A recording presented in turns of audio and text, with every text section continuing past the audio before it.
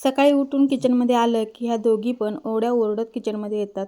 का ते तुम्हाला सांगते. त्याआधी बघा, मी दारं खिडक्या सगळं उघडलं आणि पहिल्यांदा दारामध्ये पाणी टाकून घेतलं. सकाळी सगळ्यांचीच घाई एकदम असते. भ्रूणलाही बाहेर जायचं असतं आणि ह्या दोघींना काही नाही, फक्त दूध हवं असतं. आता रात्रभर फ्रीजमध्ये होतं त्यामुळे थोडंसं दूध कोमट केलं आणि मग त्या दोघींना पण प्यायला दिलं. आता त्या दोघींना पण दुधाची एवढी सवय लागली की सकाळी आणि संध्याकाळी आम्हाला त्यांना दूध टाकावंच लागतं. त्यांना दूध प्यायला दिलं आणि नंतर मग मी बाहेर आले. इथं पहिल्यांदा आल्या आल्या बदकांना पण बाहेर सोडलं आणि त्यानंतर मग भ्रूणलाही खायला घातलं. तोही बाहेर जाऊन आला. त्यानंतर मग मी लगेच झाडू मारायला घेतला, कारण उठल्यानंतर पहिला किचन आणि समोरचा भाग मी सगळं झाडून घेते आणि सगळं काम झाल्यानंतर मग मी सगळं पूर्ण एकदा घर झाडून घेते. जो काही कचरा साठला होता तोही टाकून आले आणि लगेच पेटवून दिला, कारण वारं भरपूर सुटलं आहे आणि त्या वाऱ्याने इकडे तिकडे परत पसरायला नको म्हणून.